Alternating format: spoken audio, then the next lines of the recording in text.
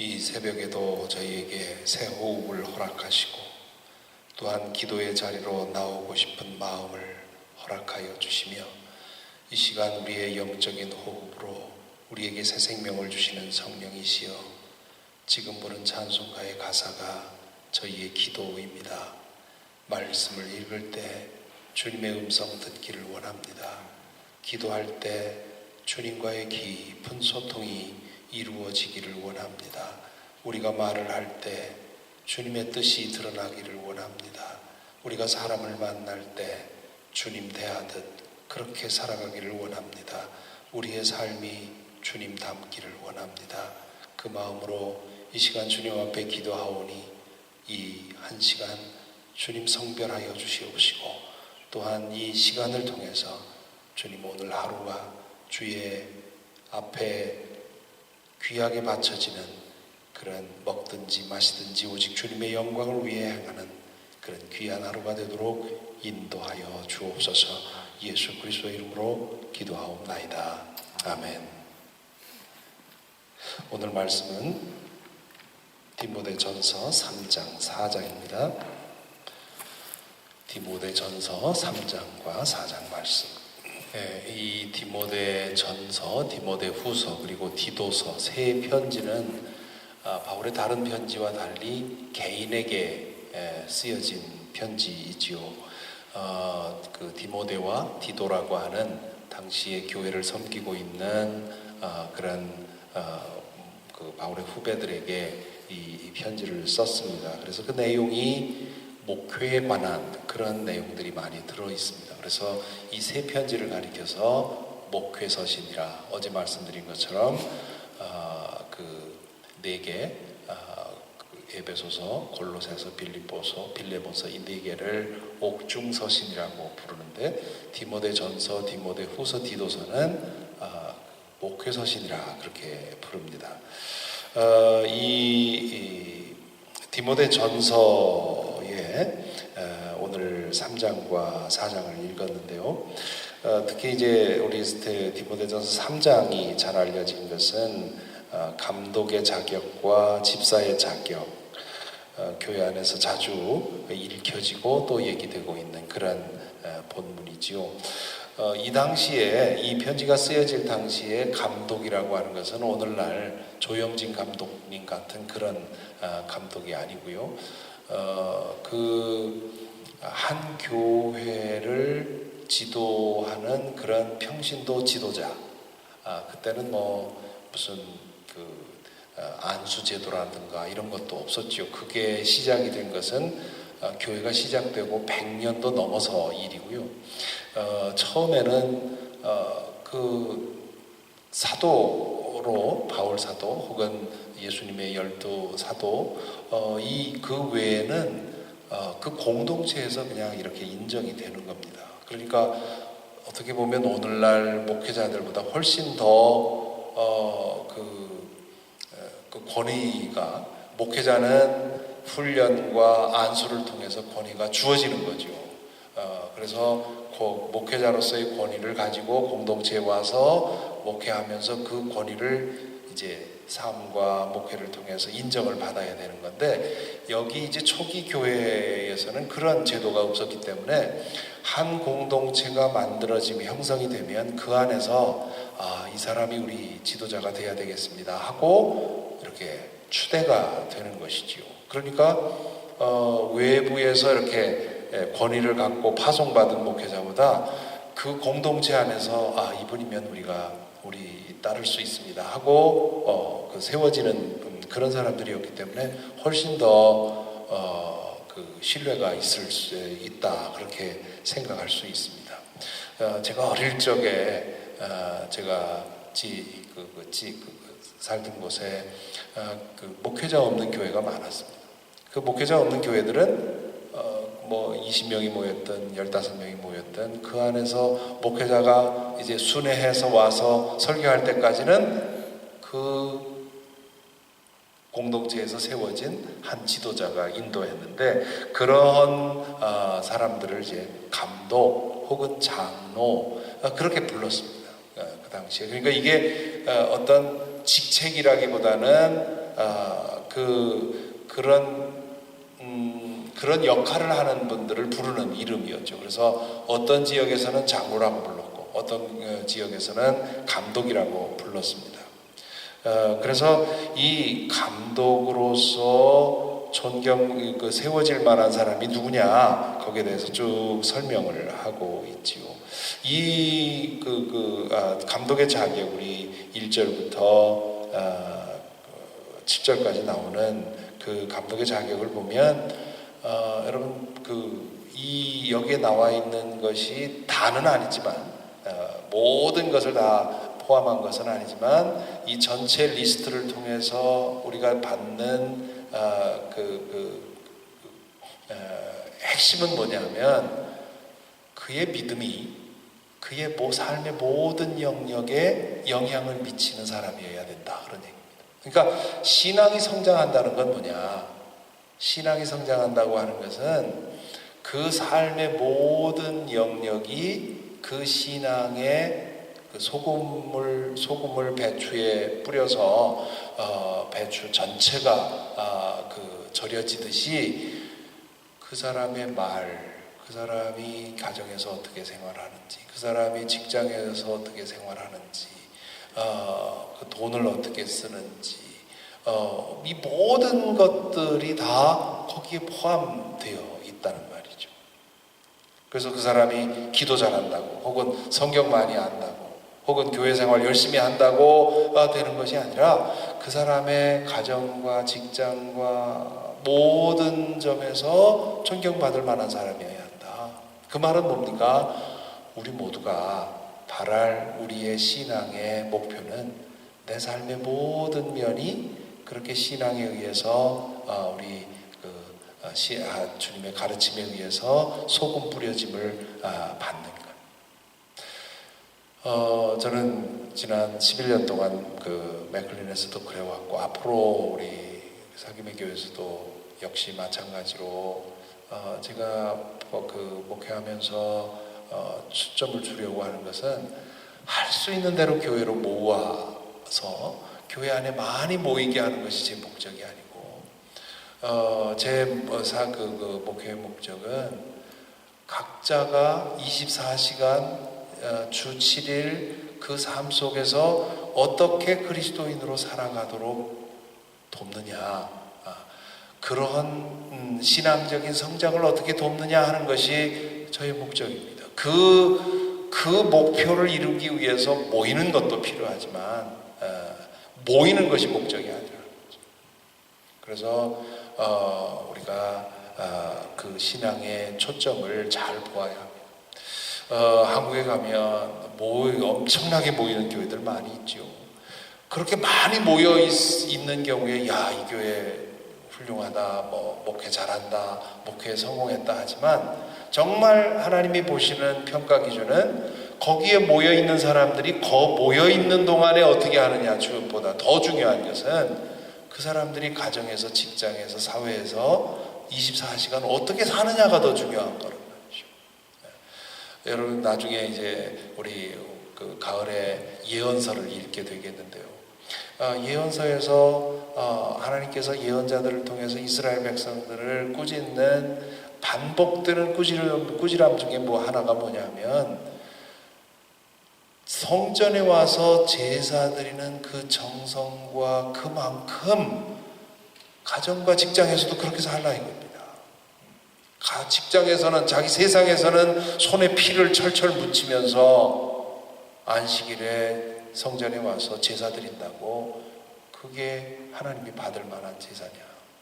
너무, 그러니까 내가 니네들이 드리는 제사, 짐승 타는 냄새에 내가 역겨워, 견딜 수가 없다, 이렇게까지 말한 적도 있습니다. 감독의 자격도 마찬가지고요. 그 뒤에 나오는 집사의 자격도 마찬가지입니다. 집사 직분이라고 하는 것은 오늘날 집사와 비슷하게 이렇게 영적인, 정신적인 리더는 장로 혹은 감독이라는 말로 불렸고요. 집사는 교회 안에 여러 일들을 돌아보는 그런 사람들을 가리켜서 집사라고 했는데, 집사도 마찬가지입니다. 여기 나와 있는 리스트를 쭉 보면 이게 뭡니까?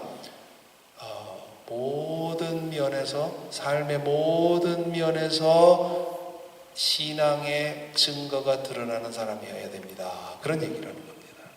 그러니까 지금 우리는 이 감독의 자격과 집사의 자격을 놓고 앞으로 우리 교회에서 신앙의 직분을, 직분자를 선택할 때 이 기준에 맞춰서 합시다. 이것이 이 성경을 읽으면서 우리가 배울 것이 아니고요.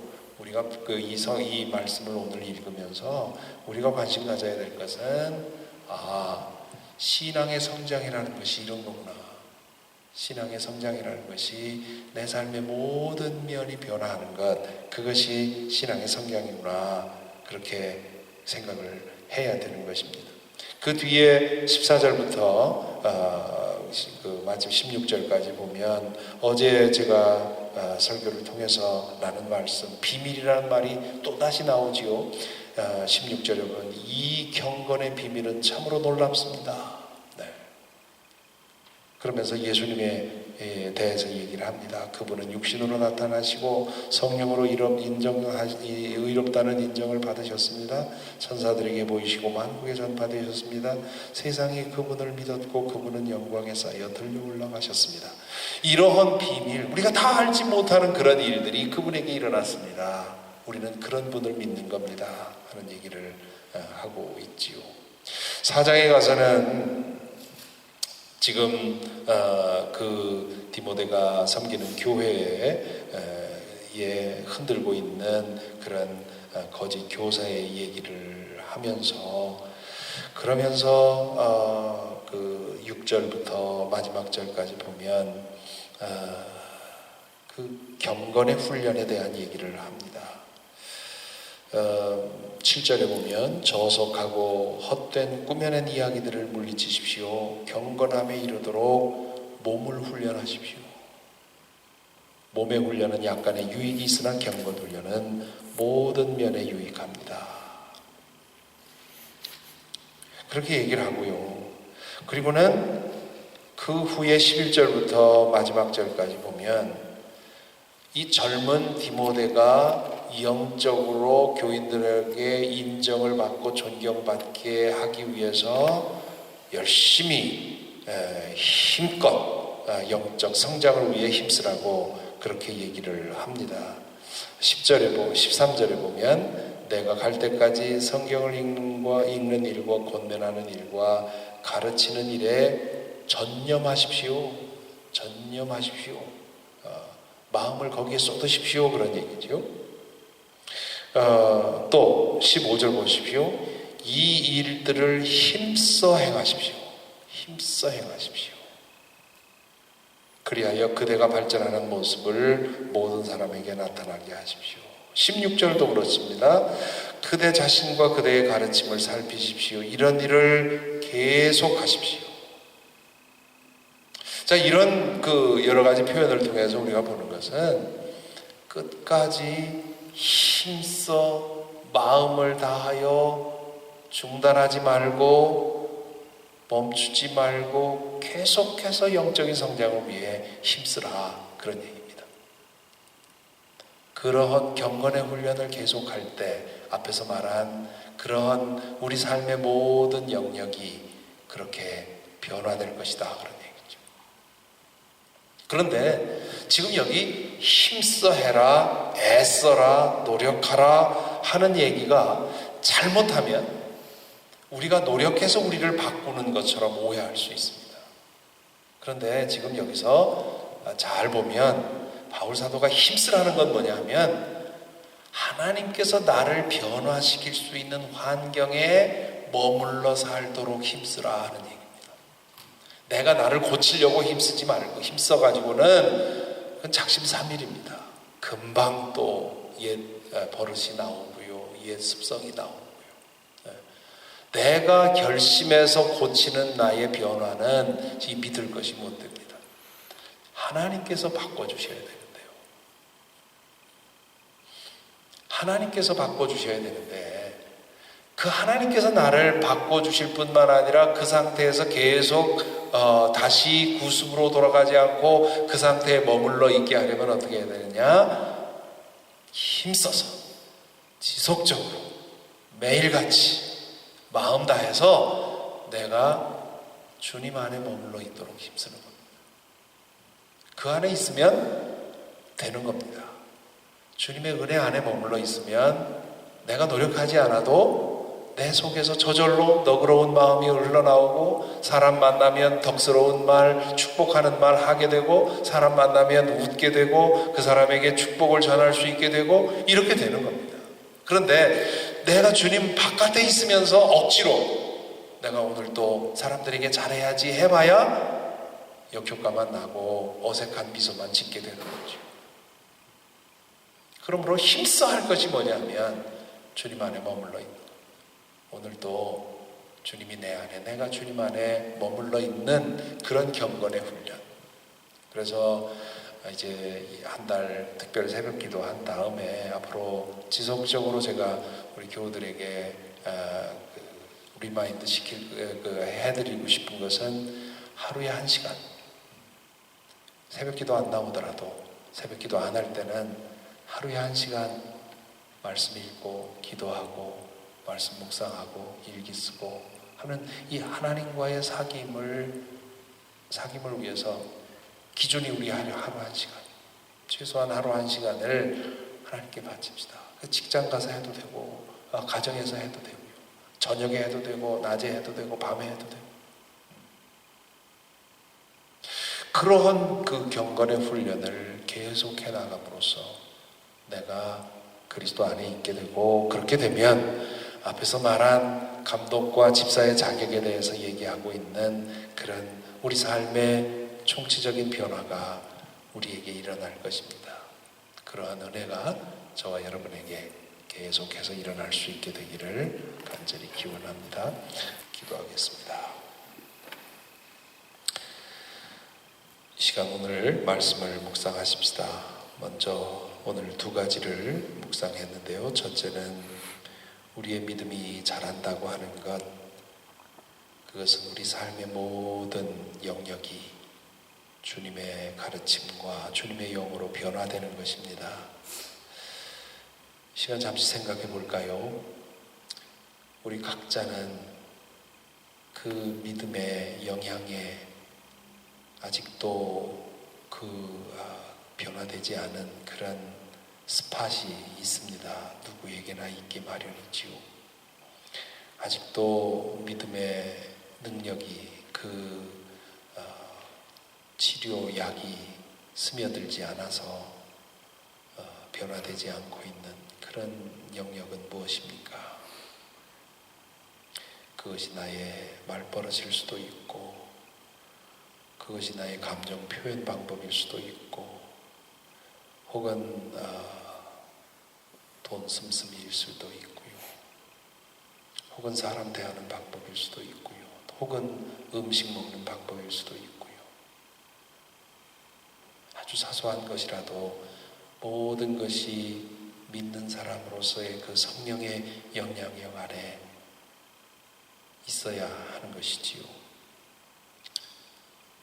주님께서 주님의 은혜를 나에게 부어주셔서 내 삶의 모든 영역이 주님의 향기가 나는 그런 영역으로 변화할 수 있게 하여 주옵소서. 이 아침 우리의 기도가 되어야 되겠고요. 또한 디모데에게 말한 말씀, 힘써서 힘껏 쉬지 말고 애써서 마음 다해 해야 할 일이 있습니다. 늘 주님 안에 머물러서 하는 것, 주님과 동행하는 것, 그것이 우리가 힘써 할 일입니다. 그러면 다 되는 것이지요. 그러면 주님께서 알아서 변화시켜 주십니다. 이 2가지가 오늘 우리의 기도의 제목이 되어야 할 줄 압니다. 또한 이 아침에 우리 함께 중보할 사람들이 있습니다. 여러분 주변에 어려움 당한 이들 중보해 주시고요. 또한 우리 교회를 위해서 중보해 주시고요. 특별히 이제 교회가 회복되어 나가는 과정 중에 그동안 이런저런 상처로 인해서 나오지 못하고 주저주저하면서 머뭇거리고 있는 그런 심하게 그 상처받은 이들이 있습니다. 그 믿음의 상처가 회복되게 하시고 그리하여 함께 반가운 얼굴로 만나 다시 아름다운 교회를 세워갈 수 있게 우리 주변에 특별히 함께 신앙생활하던 그런 우리 형제 자매들 기억하면서 기도하십시다. 또한 이제 수술 후에 어려움을 당하고 있는 허유영 집사님 위해서 기도해 주시고요. 이 시간 여러 가지 이런 기도 제목을 가지고 우리 함께 소리를 내서 잠시 기도한 다음에 그리고 개인 기도하십시다. 기도하겠습니다. 사랑의 아버지 하나님 감사합니다. 오늘 말씀을 통해서 우리가 무엇을 소망하고 무엇을 바라야 할 것인지를 깨닫게 하여 주십니다. 아버지 하나님 그렇습니다. 내 삶의 모든 영역을 주님 앞에 열어놓습니다. 주님께서 다스려 주시기를 구합니다. 날 보는 이마다 주 생각하게 할 수 있도록 아버지 그렇게 변화되기를 원합니다. 오 주님 지금 나의 모습은 너무나도 연약하고 부족합니다. 주여 주의 성령께서 우리 가운데 하고 역사하여 주옵소서. 힘써서 끊임없이 매일같이 주님과 함께 동행하는 일에 힘쓸 수 있도록 주님이 인도하시고 붙들어 주시옵소서. 오 주님 우리 함께 신앙생활하는 이들 가운데 아버지 하나님 상처받고 흩어져 있는 이들을 생각하며 기도합니다. 사람이 어떻게 위로하겠습니까? 사람이 어떻게 치유하겠습니까?